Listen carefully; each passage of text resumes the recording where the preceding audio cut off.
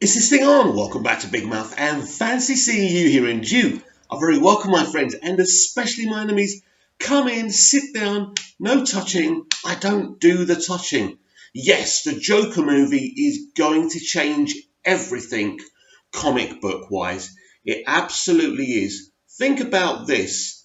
If Kevin Sugihara's plan to marvelize the DCEU and especially the Justice League movie was successful, then this trailer behind me would never have happened. We would not be looking forward to the Joker movie. We would not be looking forward to one of the most talented actors of this generation playing the Joker in a character study.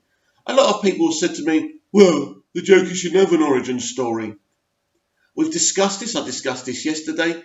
This isn't the Joker. It's a version. It's a version of the Joker. There's hundreds of millions of versions of them in the DC multiverse.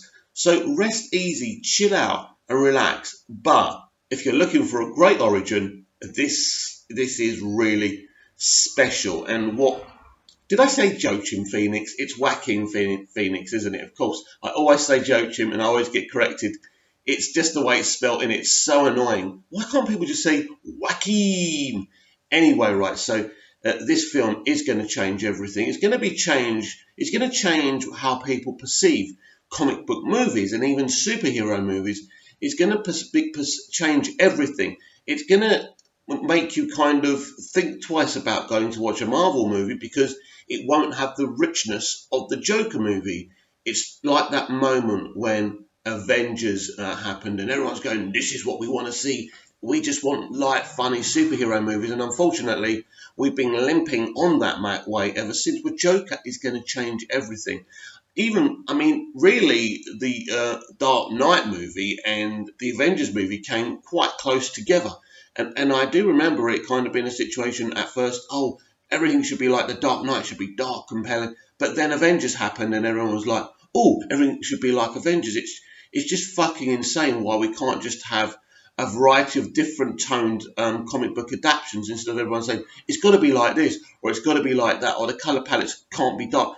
Crap like this. Actually, the colours in this film are pretty bright. That's interesting because it's an extremely dark, brooding film, and it's absolutely a character study because the Joker's name's never been Arthur Fleck, and that's who Joaquin is playing, Arthur Fleck. And you really get the impression that this guy doesn't wake up in the morning. He isn't evil.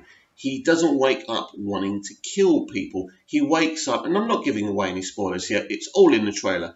He wakes up as an ordinary person who is beaten and kind of, nailed down by life.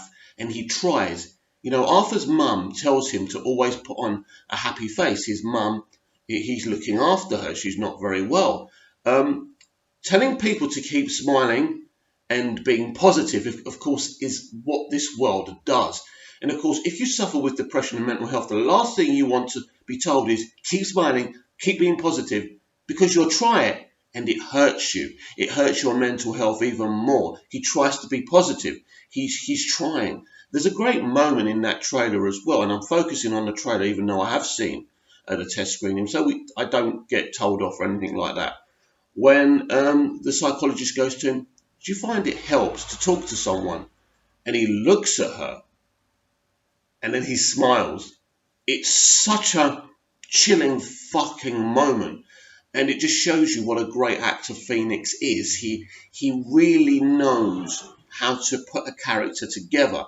You could probably not, he wouldn't even have to look at a script, this guy. But I mean, look, as I say, when the start of the year came and the media were saying to us all, what is your go-to film? What is the biggest film this year? And everyone was going, Endgame, Endgame, Endgame. And I was saying, no, it's Joker movie. Not because I'm a biased DC fan. Well, that is part of it, of course. I'm a biased DC fan and proud of that. But I knew this film was going to be special. The people behind this film, Joaquin himself, it was never going to be an ordinary film. It was never going to be a letdown. This is special. If you're a Batman fan, if you're a Joker fan, there's going to be absolutely enough for you. But this film goes beyond that. And I've said this so many times now, the commentary of male mental health. I mean, when I finished watching this film, I felt, look, it affected me for many, many hours. There's a few films that have done that to me before on TV shows, but this really did. It leaves a lasting impression. And once you've seen it, it doesn't leave you. And you really want to see it again and again because it's a world you want to be part of. You really get to know this character. And in the end, it's a tragic story. It truly is, but it's amazing. He does become the Joker, obviously, that's not a spoiler, but it's the way he becomes. It's the journey. He's being beaten down by life. It's a bit like Michael Douglas's performance in Falling Down. Yes, do you remember when people used to make real movies with real characters, with real commentary? They think they're making commentary these days. They're not. They wouldn't even have a clue. So this film has great actors. The writing is so sharp and on the money. It's like opening the pages of The Killing Joke. I mean, if you haven't read The Killing Joke, you really should, because there's a lot from that comic, that graphic novel, in this film. It's not a direct adaptation, so don't try saying it's not a direct adaptation. It's not. But there's certain things being taken from, this is his story, and it's a very brutal, emotional story. It's not R-rated for nothing. It's not the faint of heart. But, this film is a direct consequence of Justice League failing. It's the direct consequence of Jeff Johns and everybody else being removed, Kevin Tsujihara being removed from Warner Brothers, and then bringing in, Walter Hamada to run the whole thing. This is Walter Hamada's baby. To have the DCEU, but also have a black label of R-rated films, and this is the first. And once it posts its very successful box office, which it will, there's no question about that, they will greenlight the next one. And they literally can make any black label film they want. Nothing can stop them. They're not like Disney. They're not here just for kids. They're here for kids. They're here for adults. They're here for all types of audiences at Warner Brothers. Say what you want about the company, but it's true.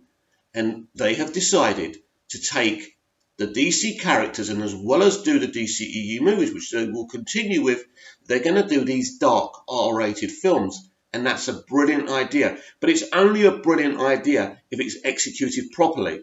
And the Joker movie this is beyond a movie. This is one of the greatest films I have ever seen in my 46 years of life. It's that good. It's that deep. It's that raw. It's not the typical 21st century movie. It's not about VFX and action. There's action in it. This is about a character. This is about a man. How often do we get films about men these days? Real films, right? We hear all about women and how hard they've got it. Boo-hoo, hey girls.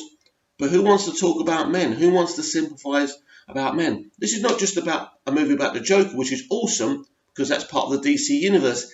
This is about a man struggling. And he's calling out for help. He's screaming out for help. He's heckling out for help. He's laughing out for help. And no one will fucking listen to him. And it's sometimes how I feel. And it's sometimes how you feel. It's not fashionable to listen to us. Because we're men. The state of our mental health doesn't matter. Even though there's so many more men than women suffering with mental health. That's a fact. That's not me. Go and read the facts. But nobody cares about us. Nobody. Because we're men. But it matters. And this film is going to make it matter. This film is going to make a lot of things matter. At last, a film is going to make it fashionable to make a real film. The films we were used to when we were growing up. Because this generation have been robbed of artistry. And it's Disney that's robbing them. So are you looking forward to the Joker movie? I've already told you this film is going to change everything. Everything you've ever thought about films, everything you've ever wanted from a film, you are going to want more movies like this. And if you're under the age of 21, you're going to try and sneak in to this R-rated movie because it's that special.